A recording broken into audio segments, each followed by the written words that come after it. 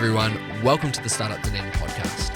Super exciting episode today. We interviewed Alice Marsh. She's the co-founder of The Social Experiment, which is a 2-day event where they get amazing people in the room to work on issues that matter to them. She shared with us how the social experiment came about, how she formed her team, the tips and tricks that she uses to make sure teams have effective teamwork, whether it's in a startup that she's working on or in a team that's coming through the social experiment. We also covered her personal journey and how she got to the point of working full-time as well as running 2 startups, and some of the tips and tricks that she has to deal with a workload like that. So if those topics interest you, if you want to learn about someone that's an Audacious alumni, an Ignite Consultants alumni, a Otago University alumni, and an all-round Dunedin person doing some amazing things in this world, then tune into the show. Cheers. Hello everyone and welcome to the Startup Dunedin podcast. I'm here today with Alice, the founder of Social Experiment. How's it going? Very well, thank you. Welcome to the show. So, first question I usually kick things off when I have a founder on the show is I'm looking to find out what your business is and what it's all about. So I've seen a wee bit of information about Social Experiment. Obviously, it's pitched as a transformational weekend for humans in action. I was wondering if you could elevator pitch it to us and what that means.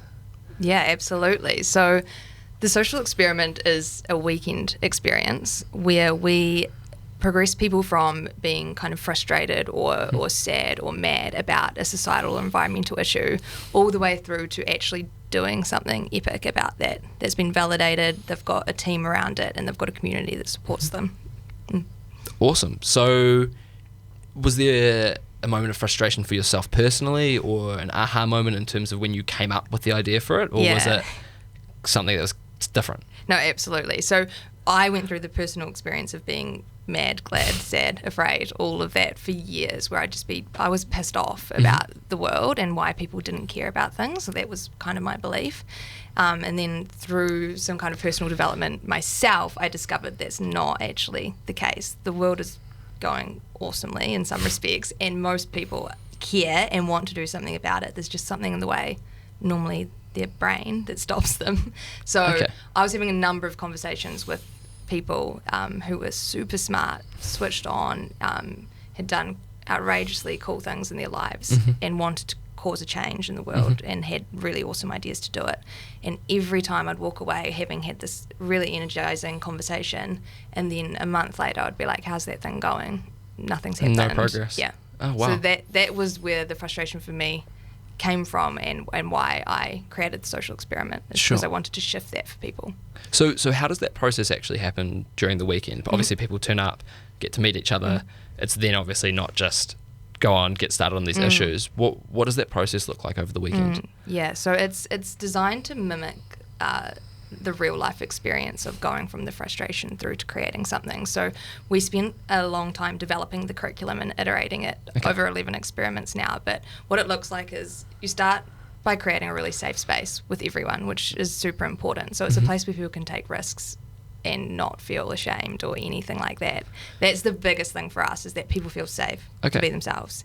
Then we move them through certain business methodologies like human-centered design, systems thinking, lean canvas, but all the while we're doing sessions in between around their mindset. So what might be stopping them from thinking that they're creative and can come up with 100 ideas in a minute, or what might be stopping them from thinking they could even be an entrepreneur.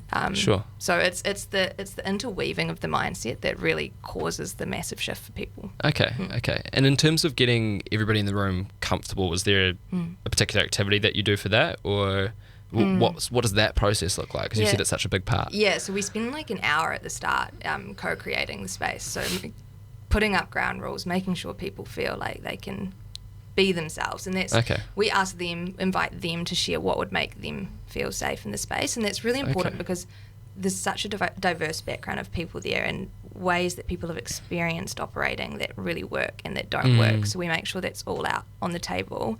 We also then spend about an hour going through the mad, glad, sad, afraid exercise, which is where the penny drops for most people, that they are like-minded or that all humans are the same, because they're sharing quite vulnerable things. And in that moment it's like, oh, whoa, this person actually has had this exact same experience as me, and all of a sudden it like the kind of that tension that starts at the start of an event just dissipates. There's that connection. Yeah. So how do you set the floor for someone to talk about something that puts them in a position of vulnerability when they haven't necessarily met all the people in that room before? Is there something that you guys do in that part of the process? That's a really interesting question. I don't know how it happens as such. It's more through the creating those ground rules together and setting up the space and what it's all about. And I suppose that's a good part of it. Then normally would have one of us kick off the sharing, and from there they see that it's okay, and and no one's going to shoot them down or stitch them up for having said something. I see a similar thing at when we run Startup Weekend down here. We actually play a game called Half Baked. I don't know if you've heard of it. No. So essentially people get 2 or 3 random words, completely bizarre, like it might be 8 a.m. lectures and cats, could be anything, right? And then they have to combine those into a business idea, and then get up for 30 seconds to a minute and pitch that business idea and why that's awesome. So none of the ideas are particularly well developed, but what we find is that it gets people really comfortable in terms of pitching something that's not well developed. And of course at Startup Weekend, when you go into the actual pitches, none of what you're pitching is very well developed. So it gets people in that kind of space of being like, it's actually okay if something's not great, people aren't going to shoot you down for it. So I see what you're saying when you're saying, we go first. That'll open up the floor for other people to talk about things that make them vulnerable as well. That's really cool. And we also set up that no one is to kind of ask them about that thing again after that session. It gives some people some freedom as well. A lot of people don't want them to come up to them after being like, oh, I'm so sorry to hear about blah, blah, blah. And it's like, lots of people do, but a lot of people feel uncomfortable with that. So it's like quite a time-boxed experience as well. So when you say after that session, after the whole social experiment, or actually on that specific day? Session. That specific session. Oh, okay, wow, that's really interesting. So obviously this stuff works because you guys have some amazing testimonials. People are saying that it's given the ability for them to have strength, knowledge, the ability to create change. Is the event more about personal transformation than it is about actually coming up with something viable that people will carry on with afterwards, or do people typically carry on with the projects that they work on during the weekend? Yeah, that's been such a journey for us. So at the start, the sole purpose was to create something that carried on after the weekend. That's what I wanted to see happen. I wanted people to create these epic ideas that were a mega success straight away. And we felt that the mindset, personal development is instrumental to make those things a success. But what we found was that the things weren't necessarily continuing after the weekend. It was more that they'd used that experience to try on all of these techniques and to pretty much have a fast forward experience of creating something, and then a lot of them park it and then create something new. So it's not necessarily the thing they created in there, but they start from scratch again in their own environment. Cool. Yeah. Are there any alumni that you're focusing on in particular that are doing some cool stuff now that you want to mention, or one that I love is this amazing alumni called Dana Gray, and so she did the first Wellington experiment last April. She'd just come back from studying in the States. She's an amazing tennis player.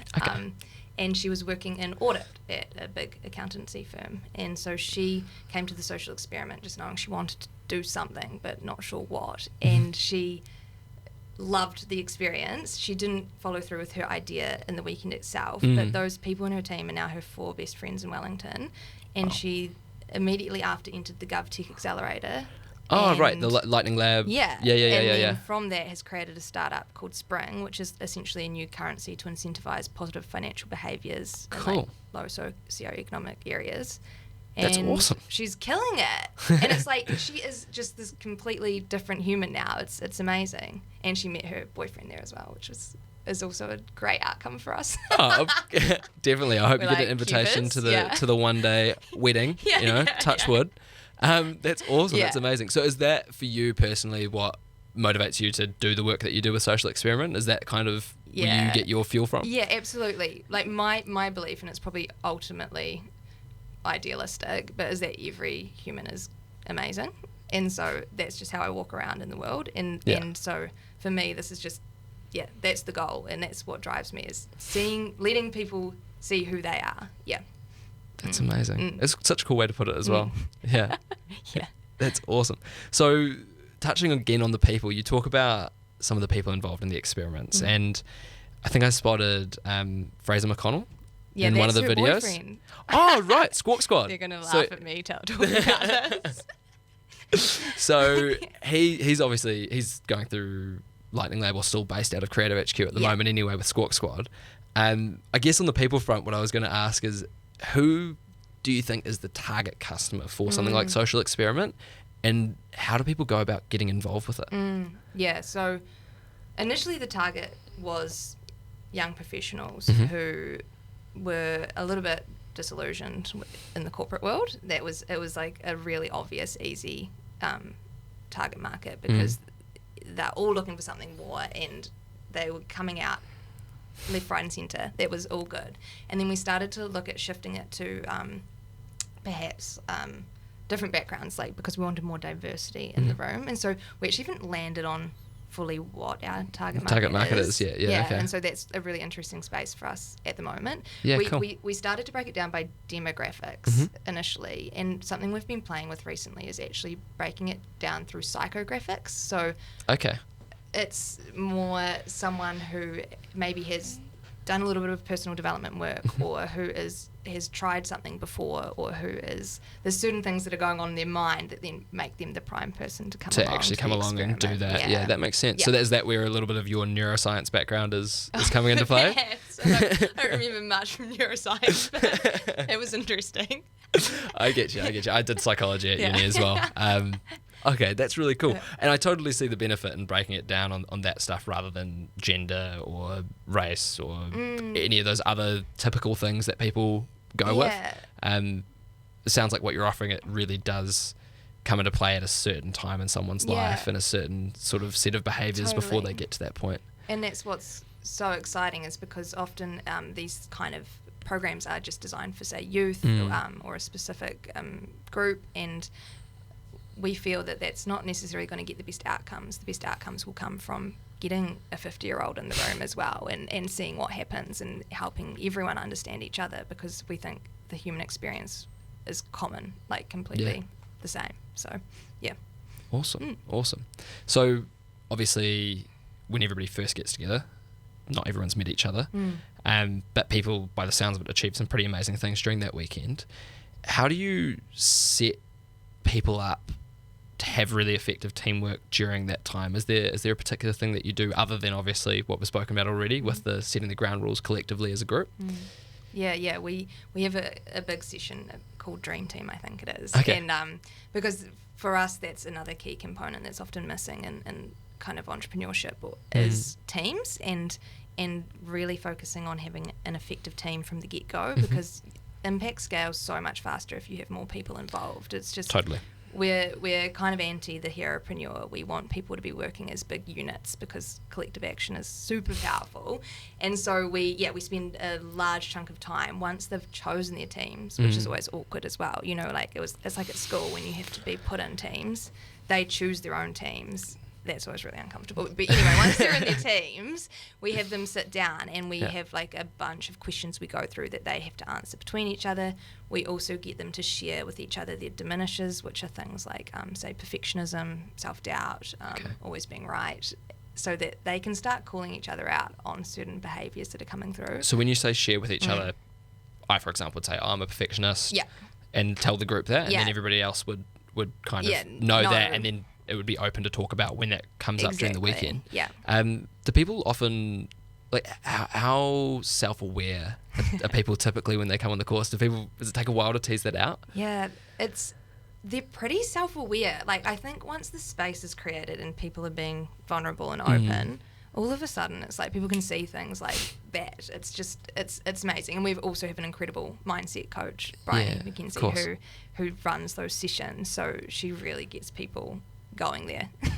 Awesome. That's so cool. So on that note, have you seen any teams start to go, off track and fall apart? And do you guys normally step in and have any process that you wrap around teams that go in that direction? Or have you found that the process that you've put in place shields people from that happening altogether? No, it definitely doesn't shield it from happening. There are definitely teams that are stronger than others, and sometimes we step in if there's like a certain personality that's you can see how the dynamics are going, and so often Bryony or one of us will provide coaching around like what's going on in the team, or just have a discussion to see what's coming up for people, because that space is created, we can ask those questions. Totally. But then normally they get back on track. Sometimes we're sitting there watching like, oh my gosh, this is terrible. And then like an hour later, they're best mates and have created this incredible solution. So it's often just trusting that people will sort it out. And figure it out themselves. And that's part of learning, right? Yeah, totally. And trusting the process is a big part of that, definitely. So is there a kind of a usual reason that teams start to go in that direction? Is it a breakdown of communication, or is it, like what you said, sometimes a big personality that might be taking over that conversation? What does that normally look like? Have you seen anything that's come up common, or has it always sort of been different each time? It probably is. It probably is like the traditional notion of leadership. So someone that's dominant in a group can then mean that not everyone's heard. That's what we see most regularly. Interesting. So you obviously have a lot of testimonials, like I said before, in terms of people that have found the experience amazing. What do you do as the social experiment to keep your alumni engaged and kind of build that community side of things?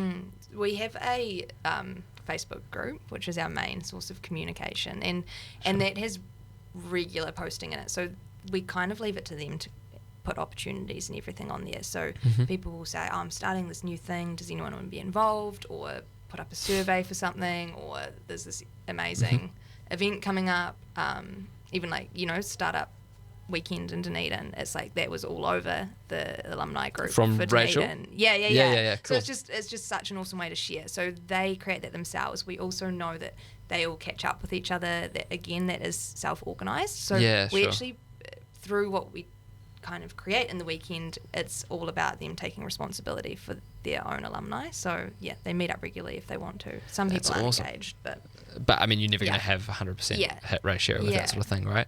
I think that's one of the hardest things to do, is build a community like that is self-run, where 100%. people keep it going. But I guess it's a testament to what you guys do, that your community is carrying on with that. So talking about teams and talking about how you guys set up teams to work really well in that period during the social experiment, I want to talk a little bit about the social experiment team. So is it the 6 of you that are involved? Yep. I did a wee LinkedIn stalk. How did you guys form your team? What did that process look like? Was it people that you'd spoken to about the idea? How did you manage to get everybody on board? Yeah, that's a great question. So when I had the idea, I used to be someone who would keep things to myself until it was perfect. But I was like, with this thing, I'm just going to go out and see who's keen to join. And so how I was framing it, and I wanted to try something new, from being frustrated with people not caring to this whole new thing where everyone's amazing. So I shared the idea and then would ask, is there any opportunity you see for yourself in this team, and what can you see for yourself in being part of this? Like, I can't promise that it's going to work or anything. I just want, if you want to be part of it, I want it to be an opportunity for you to grow, or you to have some kind of personal benefit from it.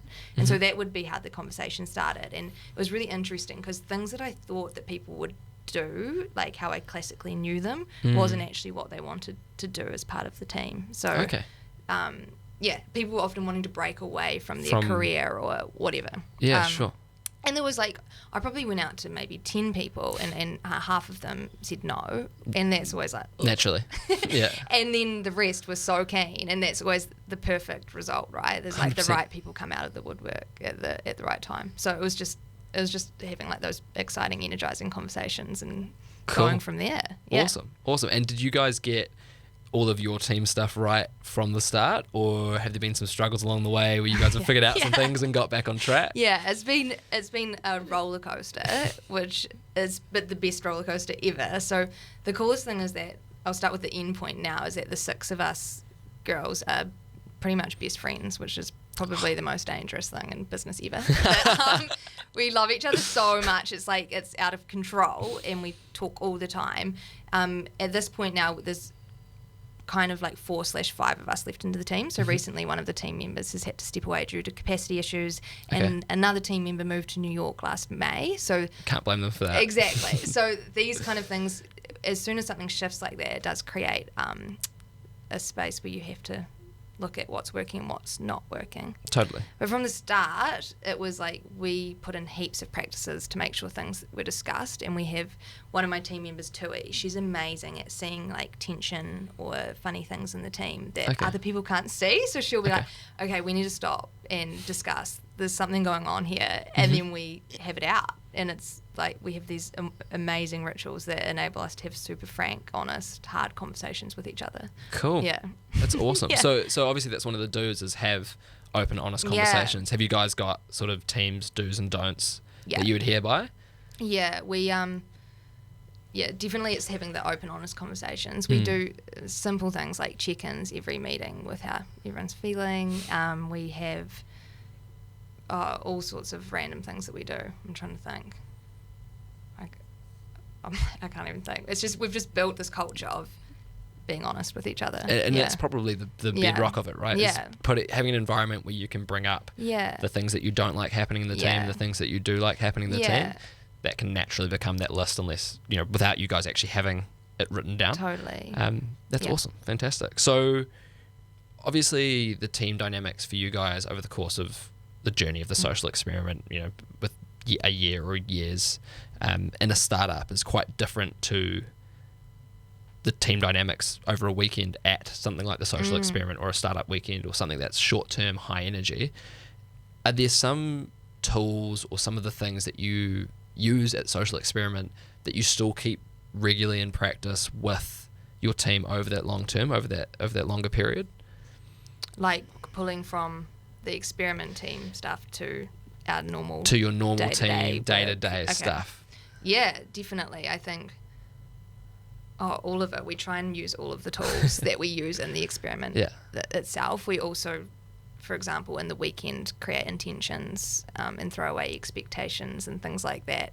Little rituals that we definitely bring into our day-to-day. And we're actually finding it at the moment, because we don't have any experiments coming up, that we are playing with how do we operate as a team when we're not planning and being in an experiment and actually trying to grow this thing. Totally. So it's still, I don't know, there's still in flux, that part, but and it'll always be in flux, right? It'll never be this is how things are. That's the nature of it. That's really cool. So do you mind diving a little bit deeper into the intentions, expectations piece that you just touched on? What's that about? So before we start anything, we would sit down and create an intention. So it would be like, I am a loving contribution, and then that's my intention. And so we revisit it then regularly throughout the day. Am I being that intention? What's getting in the way of me being that?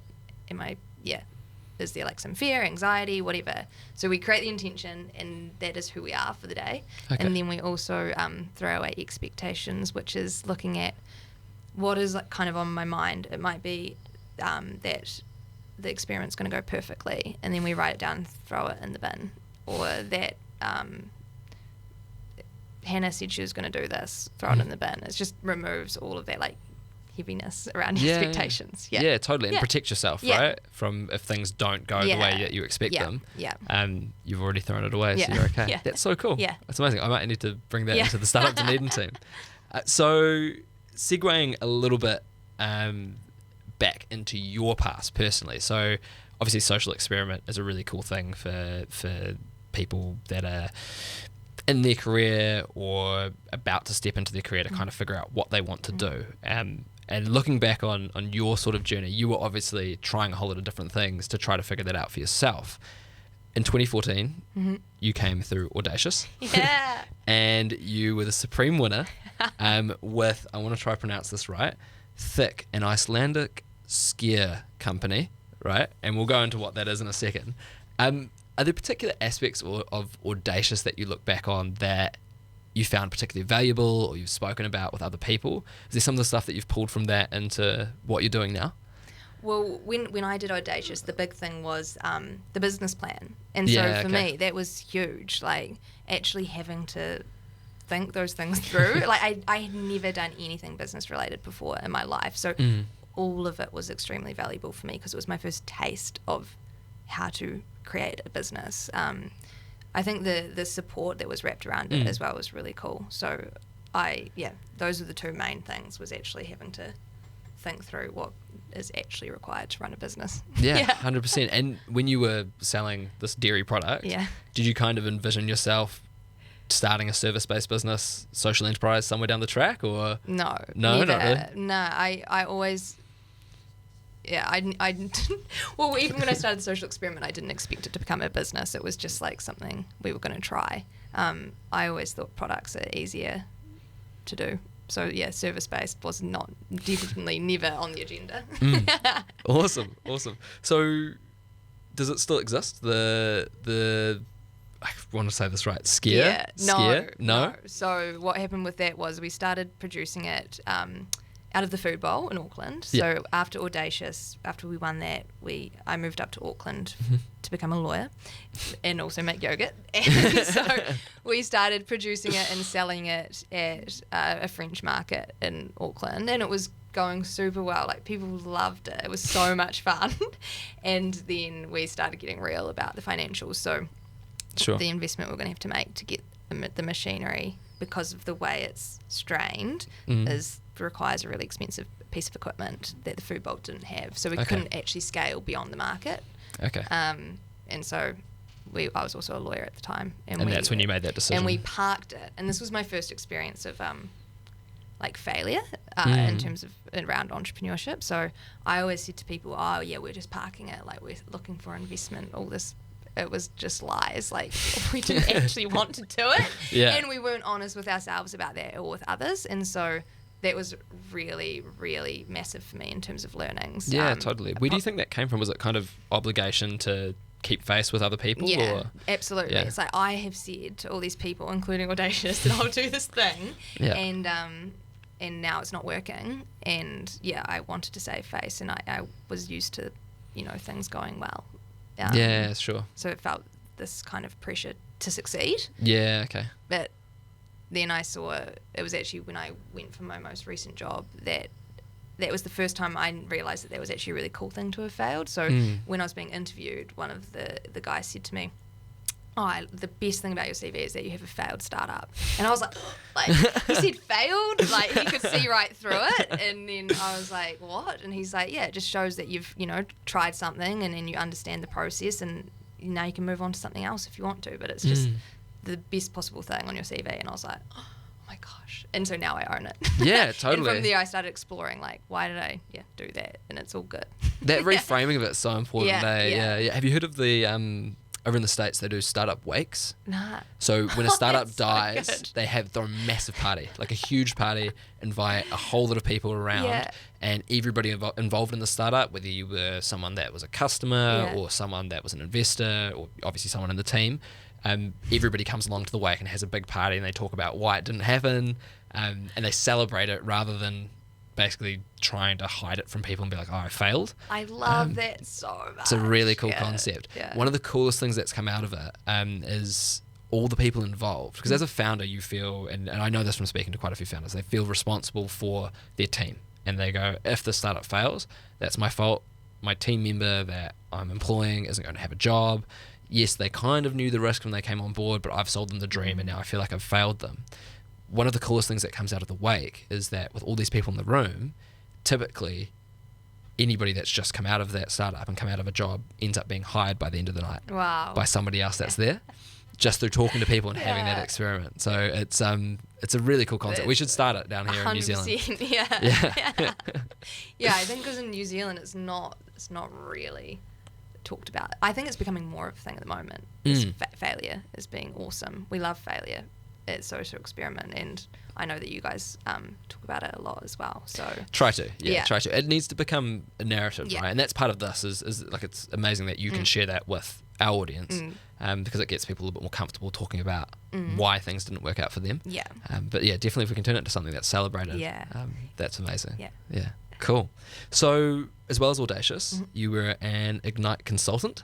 When you were down here. I saw that on your LinkedIn as well. For listeners that don't know, so Ignite is an organisation that places students into consulting roles with non-profits. So a non-profit will have a particular issue, a consulting team will get put together and help the non-profit work through that issue. Was Ignite what opened you up to social enterprise and kind of that way of thinking, or have you always kind of been that way orientated? Yeah, Ignite was definitely the catalyst. Like, if I hadn't actually, now that you've framed both of those things, I'm like, the combination makes so much sense of where I am now. But I used to do, like, volunteering and whatnot at school. But Ignite was the first time, I really saw that there was different ways to engage with making an impact. And that's kind of opened the lid for me to start exploring what the best way I could make an impact is. Yeah. Cool. So what do you remember who you were placed with when you were on Ignite? Yeah. So our team worked with Chatbus. Oh, awesome. Which is like the coolest organisation ever. And so we worked with Avril and created the strategic report around how to grow Chatbus. Yeah. And after she did the project with us, she purchased 2 more buses and like grew. It was awesome. So and cool. she was just the most fabulous woman to work with. So yeah. So Chatbus, for people that don't know, is a counselling service for school children where they can come and talk to someone on a bus. Is that a good summary? Yeah, it's perfect. It's so cool. Yeah, that's really cool. Actually, our chairwoman Sarah Ramsey has been involved in Chatbus as well, which is how I kind of found out about it. But cool. Awesome. Yeah. No wonder you've ended up doing such a similar thing now. Cool. So obviously you'll talk about social experiment with a lot of different people. Is there a common question or a common misconception that people have about what it is or how it works? Is there something that people often ask or bring up? The biggest thing is like, what even is it? And we still struggle with that because it's really hard to wrap it up in a nice kind of marketing statement or whatever what it is. We always say you've got to experience to know what it is, but that's a cop out as well. Yeah.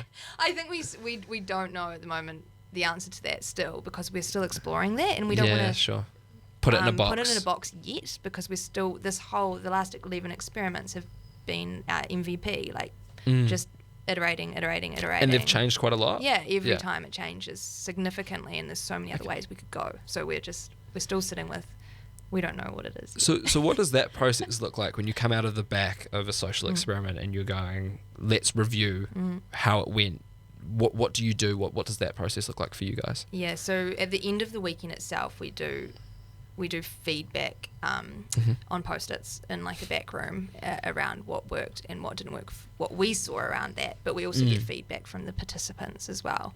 And for the first few, it was really obvious what things should change because it was the first time we'd done them. You could feel if something hadn't landed, how can we do that better? But as we've gotten towards the end, it's just kind of tweaks now. We feel like we've gotten to a really awesome place where it works. So we just spend time reflecting, reviewing, and each time before the next experiment, we get up the run sheet and we change things around because we just want to try something different every single time. Have you thought about playing with the length of it, or has it always been locked into, what is it? Is it 2 days, 3 days? 2 days. 2 days. Yeah, we recently had like an advisory discussion and the suggestion was to do 1 day because that's easier to scale and more accessible for people. And there was quite a lot of discussion around how that might lose some of the magic of it. Like that 2 days is sometimes necessary for things to really land. So we're not sure yet with that either. Yeah, sure. Yeah. Or we might see a few 1 day ones coming out to experiment with it. Yeah. Excuse the pun. Yeah. Cool.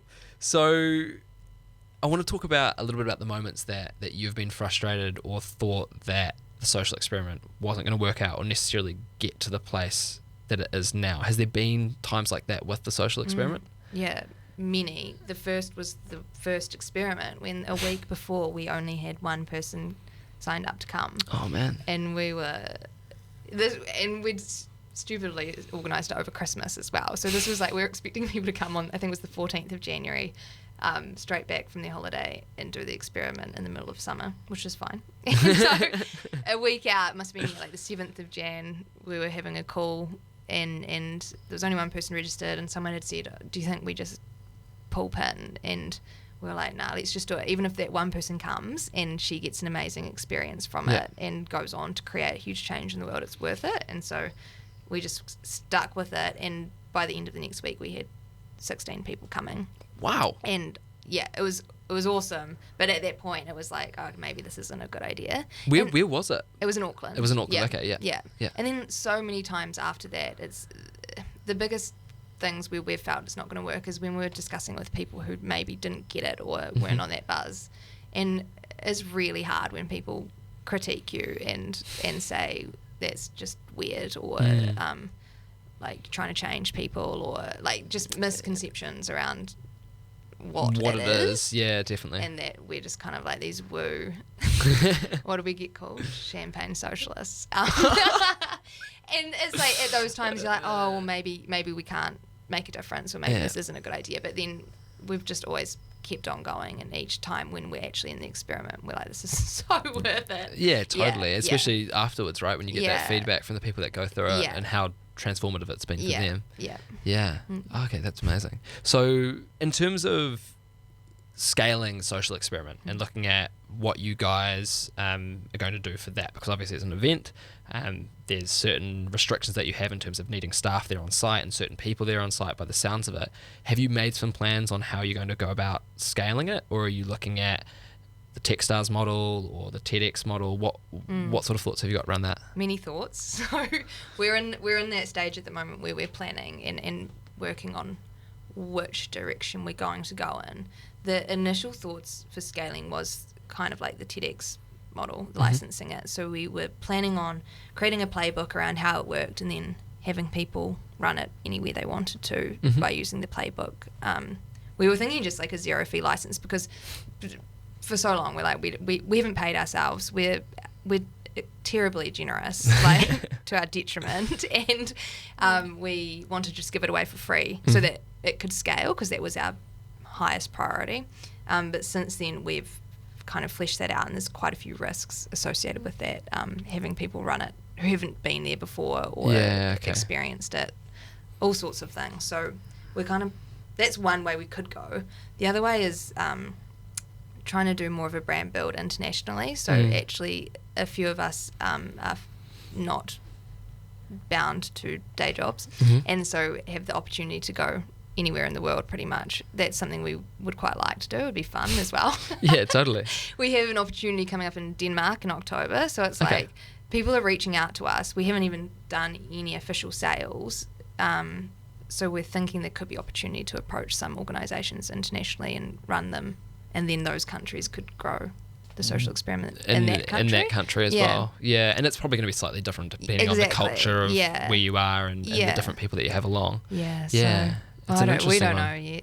It's an interesting one. It's a really hard one. The only successful example I could think of, obviously I said two of them, so TEDx was one of them, and then how Techstars has scaled Startup Weekend, right? Which is through, you have to do it, then you have to be part of the crew, and then you have to be part of the organising team, and then eventually you become a facilitator, and you're allowed to facilitate the Startup Weekends. But there's obviously, you need some critical mass of people that have done it and been involved before you can get to that point of having that process be nice and smooth and scalable and easy to go through. It's an interesting one. It's a lot, like in that example, so much to think about logistically and making sure that people are equipped. And we're exploring all of the models.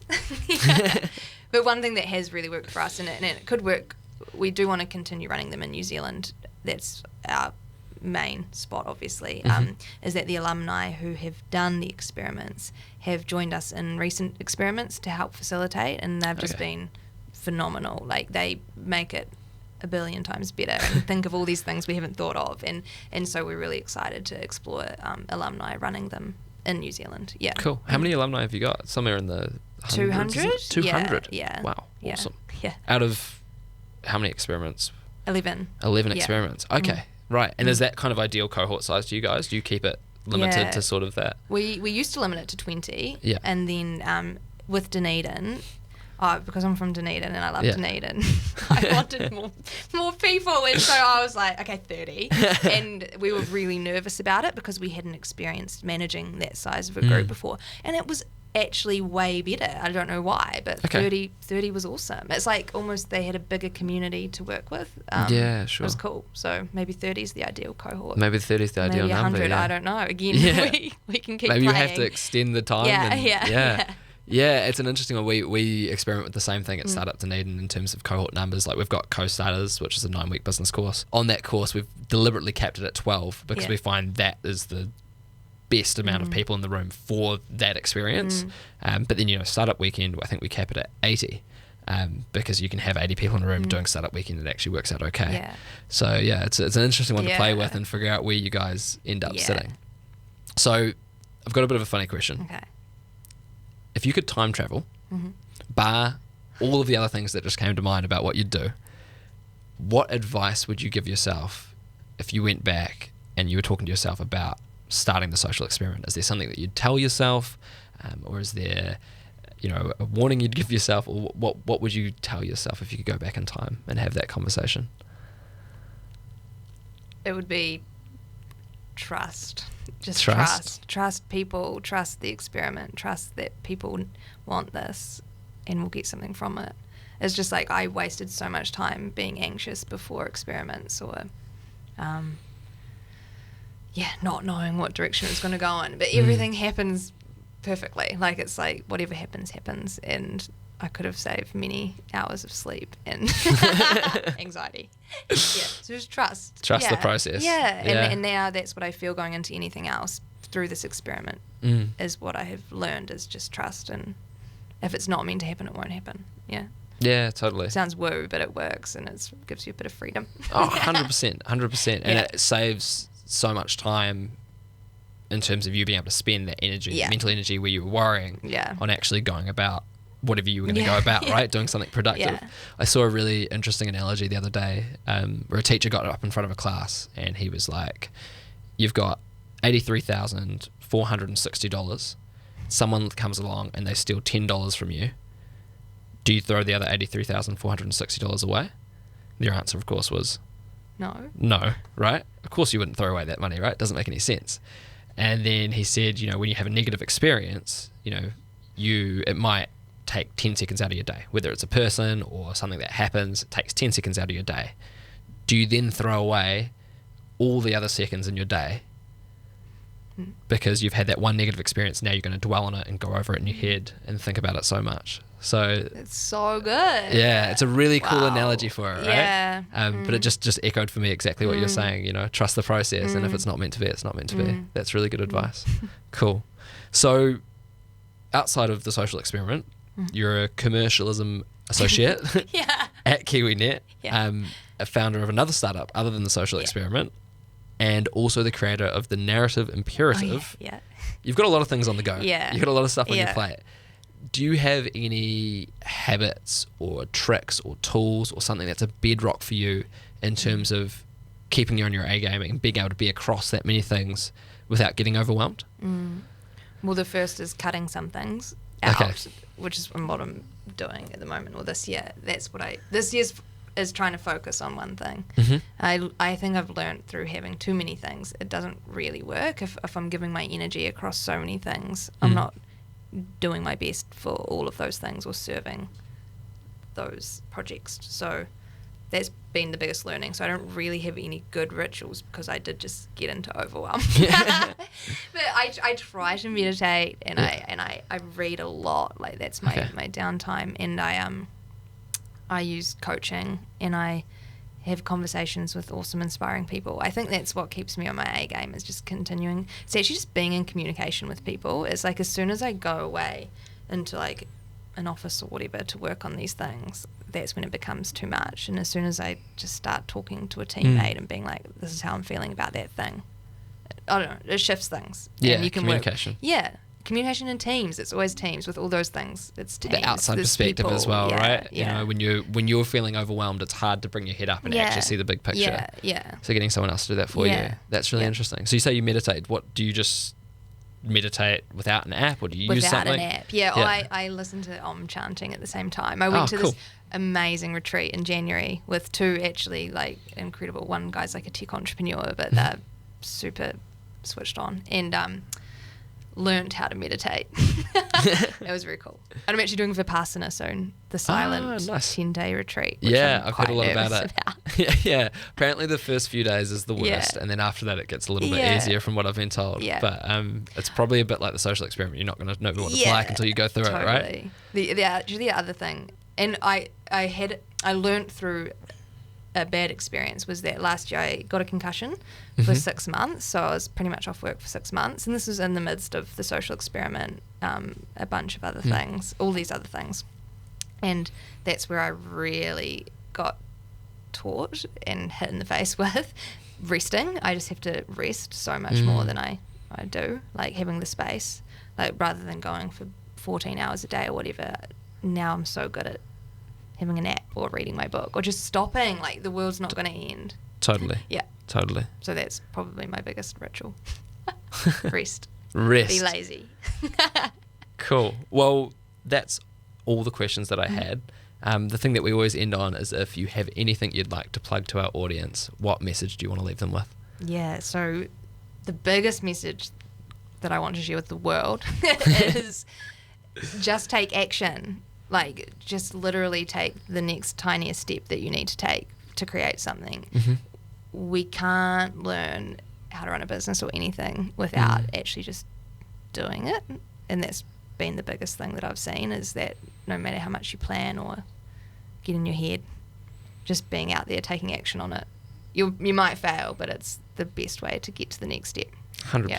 So whatever you're thinking about, like whatever idea you have, just take the next littlest action and see what happens. Take action. Cool. Well, that concludes the podcast for today. Thank you to everyone for listening. If you haven't already, subscribe to us on YouTube, follow us on Facebook. You'll find this podcast on every major podcasting platform as well. So if you're at the gym or you're going for a drive, have a look up the Startup Dunedin podcast. You'll find that. You'll be able to tune in, listen to some of the amazing stories and some of the amazing quotes and things that our guests have to share with us. So thank you again for tuning in, and have a great day. Cheers. I wanted to take a quick second to talk to you about Co-Starters. It's our 9-week business basics course, and we've got the next cohort coming up on August 13th. If you're in the early stages of starting something new, or you've got a brand new idea, it's perfect for you. It'll take you through everything from customer interviewing to marketing to legal and accounting, everything that you need in those early stages. It's run on Tuesday evenings, and you get 2 facilitators with you for that 9 weeks to walk you through that process. So if that sounds like you, check it out at startupdunedin.nz or reach out to us directly. Cheers.